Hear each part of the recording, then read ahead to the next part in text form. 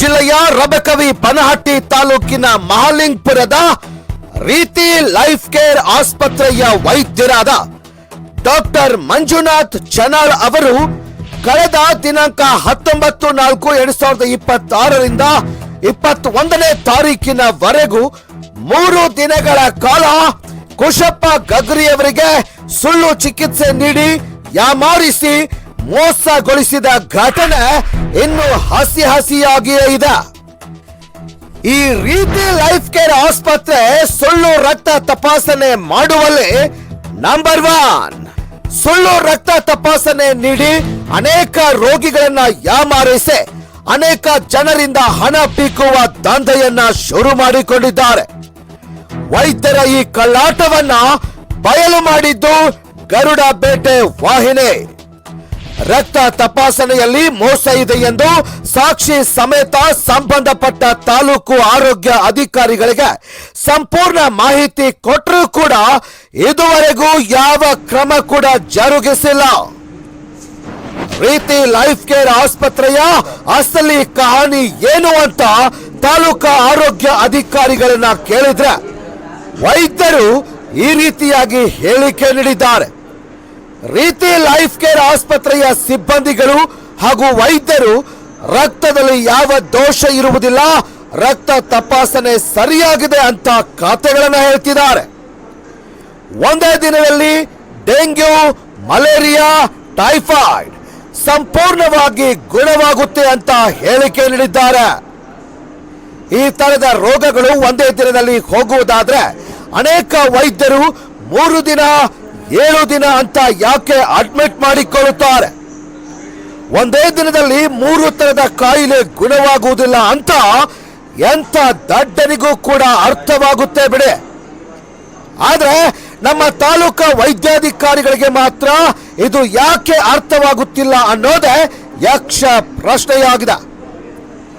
ಇದರಲ್ಲೇ ಗೊತ್ತಾಗುತ್ತೆ ಅನೇಕ ವೈದ್ಯರು ದುಡ್ಡು ಮಾಡುವ ವಿಧಾನ ಅಂತ. ಇನ್ನು ವೈದ್ಯರ ಮೇಲೆ ಯಾಕೆ ಕ್ರಮ ತೆಗೆದುಕೊಂಡಿಲ್ಲ ಎಂದು ಕೇಳಿದ್ರೆ ನಾನು ಎಲ್ಲವನ್ನ ನನ್ನ ಮೇಲಾಧಿಕಾರಿಗಳಾದ DHO ಅವರಿಗೆ ಎಲ್ಲವನ್ನ ಕಳಿಸಿದ್ದೇನೆ. ಸದ್ಯಕ್ಕೆ DHO ಅವರು ಕ್ರಮ ತೆಗೆದುಕೊಳ್ಳಬೇಕು ಅಂತ ಅವರು ಹೇಳಿಕೆ ನೀಡಿದ್ದಾರೆ.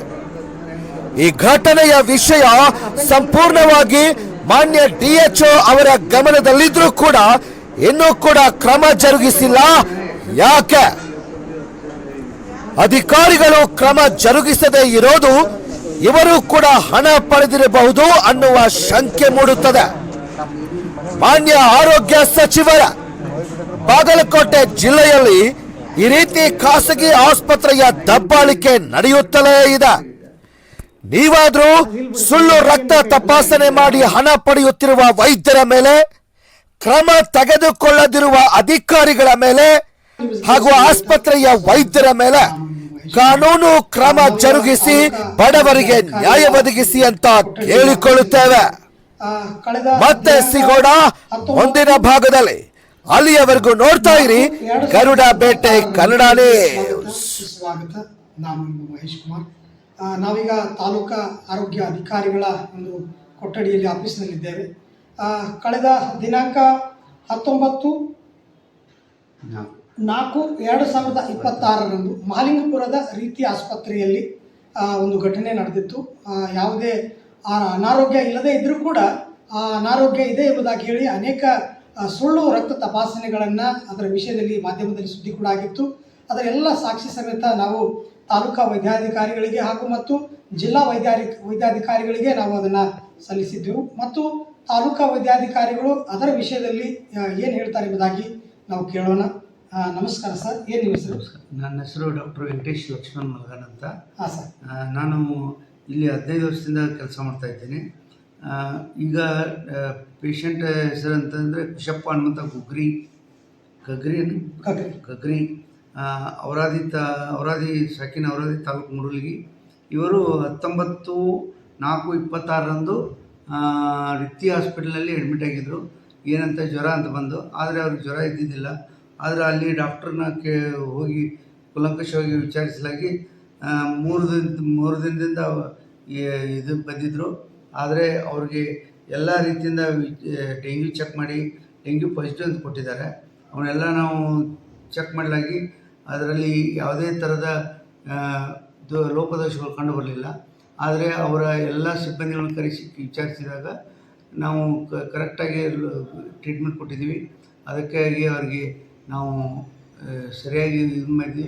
ಆದರೆ ಅವ್ರು ಏನು ಮಾಡಿದರು, ನಮ್ಮ ಗೌರ್ಮೆಂಟ್ ಹಾಸ್ಪಿಟ್ಲ್ಗೆ ಹೋಗಿ ರಿಪೋರ್ಟ್ ತೊಗೊಂಬಂದರು. ಯಾವಾಗ 21-22ಕ್ಕೆ ತಂದಾಗ ಅದರಲ್ಲಿ ನೆಗೆಟಿವ್ ಅಂತ ಬಂತು. ಆದರೆ ಅದನ್ನು ಏನಂತಾರೆ, ನೀವು ಸುಳ್ಳು ಕೊಟ್ಟಿರ್ತೀರಂದ್ರೆ, ನೀವು ಏನಾರ ಮಾಡಿದ್ರಿ ಅಂದ್ರೆ, ಅವ ಆರಾಮಾಗಿ ಕೂಡಲೇ ಅದನ್ನು ನಾರ್ಮಲ್ ಅಂತ ಕೊಟ್ಟಿದ್ರಂದ್ರೆ ನಮ್ಮಲ್ಲೆಲ್ಲ ಟ್ರೀಟ್ಮೆಂಟ್ ತೊಗೊಂಡೋಗಿ ಅದನ್ನು ಟ್ರೀಟ್ಮೆಂಟ್ ಕೊಟ್ಟಿದ ಮೇಲೆ ಅಲ್ಲಿ ಹೋಗಿ ತೋರಿಸಿ ಅದನ್ನು ನಾರ್ಮಲ್ ಅಂತ ಬಂದಾಗ ಅದು ಹೆಂಗೆ ನೀವು ಪ್ರೂಫ್ ಮಾಡ್ತೀರಿ ಅಂತಂದರು. ಆದ ಕಾರಣ ಅಲ್ಲಿಯೂ ನಾವು ಹೋಗಿ ಗೌರ್ಮೆಂಟ್ ಹಾಸ್ಪಿಟಲ್ ಕೇಳಿದಾಗ, ಸರ್ ನಾವು ಏನು ಕೊಟ್ಟಿದ್ರು ಅವ್ರು ಬ್ಲಡ್ ಚೆಕ್ ಮಾಡಿದಾಗ ಅದು ನೆಗೆಟಿವ್ ಇತ್ತು, ನೆಗೆಟಿವ್ ಅಂತ ಕೊಟ್ಟಿವಿ ಅಂತಂದರು. ಹೀಗಾಗಿ ನಾನು ಇವರು ಫಸ್ಟ್ ನೀವು ಅವಾಗ ಹೋಗ್ಬೇಕಾಗಿತ್ತು ಅಂತಂದೆ. ಇಲ್ಲ, ಇವರು ಏನು ಮಾಡಿದರು, ಇವರು 2 ದಿವಸ ಬಿಟ್ಟು ಅಲ್ಲಿ ಟ್ರೀಟ್ಮೆಂಟ್ ತೊಗೊಂಡು ಹೋಗಿದ್ದಾರೆ. ಹೀಗಾಗಿ ಏನಾರ ಆಗಿರ್ಬೋದು, ನೋಡೋಣ ವಿಚಾರ ಮಾಡಲಾಗಿ ಅಂತಂದೆ ನಾ ಮೇಲಾಧಿಕಾರಿಗಳಿಗೆ ತಿಳಿಸಿದೆ.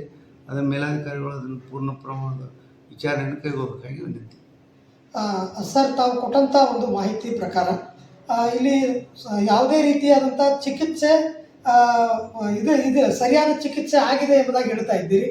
ಮತ್ತು ಅದೇ ದಿನ 19ನೇ ತಾರೀಕು ಒಂದು ದಿನದಲ್ಲಿ ಡೆಂಗು, ಮಲೇರಿಯಾ ಮತ್ತು ಚಿಕನ್ ಗುನ್ಯಾ ಈ ರೀತಿಯಾದಂಥ 3 ಥರದ ವಿಭಿನ್ನ ರೋಗಗಳು ಒಂದೇ ದಿನ ಹೋಗ್ಲಿಕ್ಕೆ ಸಾಧ್ಯನಾ ಸರ್ ಮೆಡಿಕಲ್ ಇದರಲ್ಲಿ?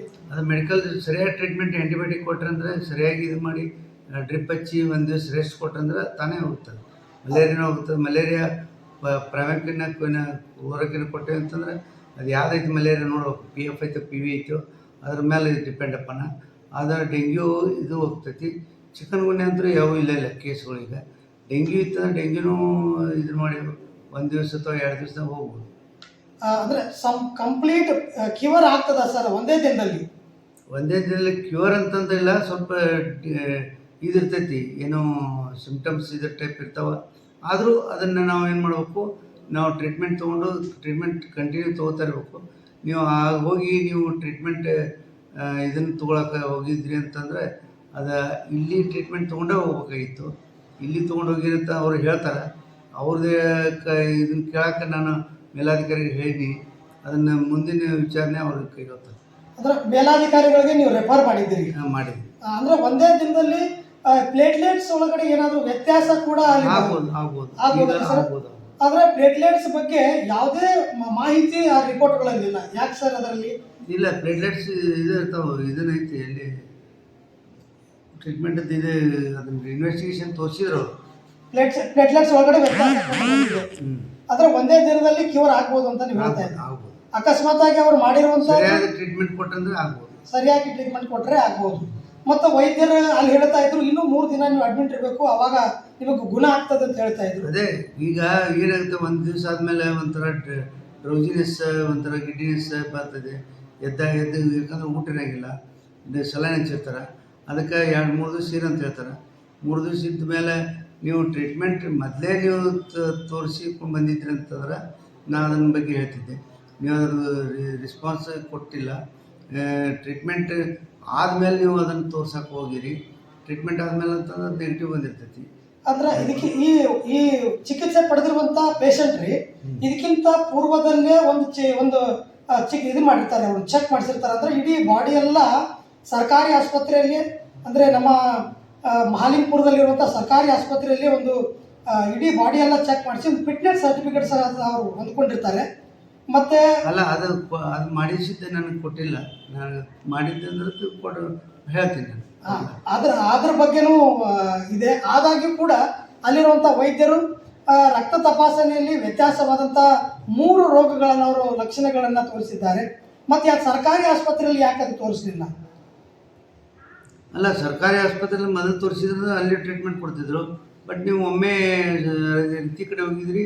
ರಿತಿ ಒಳಗೆ ಅವ್ರು ಏನು ಮಾಡ್ಯಾರ, 1ನೇ ದಿವಸ ಬಂದ ಕೂಡಲೇ ಕರೆಸಿ ಟ್ರೀಟ್ಮೆಂಟ್ ಹಾಕಿದ್ದಾರೆ. IV ಲೈನ್ ಹಾಕಿ ಆ್ಯಂಟಿಬಯೋಟಿಕ್ ಹಾಕಿದ್ದಾರೆ. ಆ್ಯಂಟಿಬಯೋಟಿಕ್ ಹಾಕಿದ ಮೇಲೆ ಅದು ಏನಾರ ಸ್ವಲ್ಪ ಡೌನ್ ಆಗಿರಬೇಕು, ಅಥವಾ ಮತ್ತು ನಿಮ್ಮ ಪ್ಲೇಟ್ಲೆಟ್ಸ್ ಇನ್ಕ್ರೀಸ್ ಆಗಿರಬೇಕು. ಅದರಿಂದ ಡೆಂಗ್ಯೂ 1 ದಿವಸ, ಮಲೇರಿಯಾನು 1 ದಿವಸದಾಗ ಹೋಗ್ತದೆ. ಒಂದೇ ದಿನದಲ್ಲಿ ಕ್ಯೂರ್ ಆಗ್ತದೆ ಅಂತ ಹೇಳ್ತೀವಿ. ಪ್ಲೇಟ್ಲೆಟ್ಸ್ ಇನ್ಕ್ರೀಸ್ ಆಗ್ಬೇಕು ಅಷ್ಟೇ. ಒಂದು ವಾರ ಇರುತ್ತೆ ಅಂದೆ ಬಸ್. ಈಗ ಸದ್ಯಕ್ಕೆ ನೀವು ಇದರ ಎಲ್ಲ ಸಾಕ್ಷಿಗಳನ್ನ ದಾಖಲೆಗಳನ್ನ ಮೇಲಾಧಿಕಾರಿಗೆ ಸಲ್ಲಿಸಿದ್ದೀರಿ. ಸಲ್ಲಿಸಿದ್ವಿ. ಮೇಲಾಧಿಕಾರಿಗಳಿಗೆ ಏನು ಸೂಚನೆ? ಇನ್ನೂ ಬೇಕಾದ್ರೆ ನಾನು ಒಂದು ದಾಖಲೆ ಕೊಡ್ತೀನಿ. ನಮ್ಮ ಇವು ಬಂದಿಲ್ಲ, ಊರಿಗೆ ಏನೋ ಬರ್ತಾನೆ ಬಂದ. ಅಲ್ಲ ಸರ್, ಸಾಕ್ಷಿ ಸಮೇತ ನಾವು ಕೊಟ್ಟಿದ್ದೀವಿ. ಆ ಸಾಕ್ಷಿ ಸಮೇತ ನೀವು ಮೇಲಾಧಿಕಾರಿಗಳು ಕೊಟ್ಟಿದ್ದೀರಿ. ಮೇಲಾಧಿಕಾರಿಗಳು ಅವ್ರ ಕ್ರಮ ತಗೊಳ್ಳೋದು ಕೊಟ್ಟಿದ್ದೀರೋ ಅಥವಾ ಎನ್ಕ್ವೈರಿ ಬರಲಿ. ನಾವು ಅಷ್ಟೇ ಅಲ್ಲ, ನಾವು THO ನಾವು MBBS ಹಾಕಿವಿ, ಅವರು MD ಹಾಕಾರ. ಅದಕ್ಕೆ ಅಲ್ಲಿ ಏನಿರ್ತೈತಿ ಸ್ವಲ್ಪ ನೋಡಿ ಅವರು ವಿಚಾರ ಮಾಡಿ ಅದ್ರ ಮೇಲೆ ತಿಳಿಸ್ಬೇಕಂತ ಹೇಳ್ತೀವಿ. DH ಅವರು ಎನ್ಕ್ವೈರಿಗೆ ಬರಬೇಕಂತ ನೀವು ರೆಫರ್ ಮಾಡಿದ್ದೀರಿ. ಹಾಂ, ಎಸ್ ಸರ್. ಧನ್ಯವಾದಗಳು. ಈ ರೀತಿಯಾಗಿ ತಾಲೂಕಾ ವೈದ್ಯಾಧಿಕಾರಿಗಳಿಗೂ ಅನೇಕ ಮಾಹಿತಿಗಳನ್ನು ನಮಗೆ ಕೊಟ್ಟಿದ್ದಾರೆ. ಅನೇಕ ಮಾಹಿತಿಗಳನ್ನು ನಾವು ತೆಗೆದುಕೊಂಡಿದ್ದೇವೆ. ಮುಂದೇನಾಗುತ್ತೆ ಅಂತ ಕಾದು ನೋಡೋಣ. ನಮಸ್ತೆ. ಸಲುವಾಗಿ ನಾನು ಅವನ ದವಾಖಾನೆಗೆ ಎದಕ್ಕೆ ಹೋಗಿದ್ದಾನ, ಒಂದು MTP ಕಿಟ್ಸ್ ಏನೋ ಟ್ಯಾಬ್ಲೆಟ್ ಕೊಡ್ತಿದ್ದ. ಅದು ಇದ್ರಾಗಿತ್ತದ, ಇದ್ರಾಗ ಮೆಡಿಕಲ್ ಸ್ಟೋರ್ನಾಗ MTP ಕಿಟ್ ಅನ್ರಿ ಸರ್? ಕಿಟ್ಟ ಅವನ ಕೊಟ್ಟದ್ದು ಹೆಣ್ಮಕ್ಳ ಹೆಸರು ಬರ್ತಿದ್ರು, ಏಜ್ ಬರ್ತಿದ್ದಿಲ್ಲ, ಊರು ಬರ್ತಿದ್ದಿಲ್ಲ, ಅವ್ರ ನಂಬರ್ ಬರ್ತಿದ್ದಿಲ್ಲ. ಬರೀ ಯಾರು ಕೊಟ್ಟಾರಂತಂದ್ರೆ ಹೆಂಗೆ ಗೊತ್ತಾಗತ್ತೆ ಅದು? ಈಗ ಅದು ಅಫೆನ್ಸ್ ಅಲ್ಲ ಸರ್ MTP ಕಿಟ್ ಕೊಡಬಾರ್ದ್ರೆ ಅದನ್ನ. ಇಲ್ಲ ಮೇಡಮ್ ಕೇಳಿದಂತ ಕೊಡ್ತಿದ್ರು. ಮತ್ತು ನೀವು ಅದ್ರ ಮೇಲೆ ಆಕ್ಷನ್ ಅದನ್ನ ಆಕ್ಷನ್ ತೊಗೊಳಕ್ಕೆ ನನಗೆ FW ಆಫೀಸರ್ಗೆ ಹೇಳಿದ್ದೆ, ಪಬ್ಲಿಸಿಟಿ ಇದ್ದಿಲ್ಲ. ಅವ್ನು ಬಂದು ನನ್ನ ಜೋಡಿ ಬಂದು ನಾನು ಮುಂದೆ ಬಂದು ಸೈ ಮಾಡಿದ್ದೆ, ಸೈ ಎದಕ್ಕೆ ಮಾಡಿದ್ದೆ, ಎದ್ರ ಸಂಬಂಧ ಇದು ಏನೂ ಇಲ್ಲಿ ಮಾಡಿದ್ದೆ. ಮಾಡಿದ ಕೂಡಲೇ ಸುಮ್ಮ ಹೋಗಿಬಿಟ್ರೆ ಏನಾಯ್ತೋ ಏನೋ ಗೊತ್ತಾಗಲಿಲ್ಲ. ಅದು ನಾ ಇವನು ಕೇಳಿ ಪಟ್ನಿ ಸಸ್ಪೆಂಡ್ ಆಗಿದ್ದೆ. ಅದಿಲ್ಲ ಬಿಡಿ ಸರ್, ನನಗೇನು ಬೇಕಾಗಿತ್ತು? ಅಲ್ಲ, ಈಗ ಅವ್ನು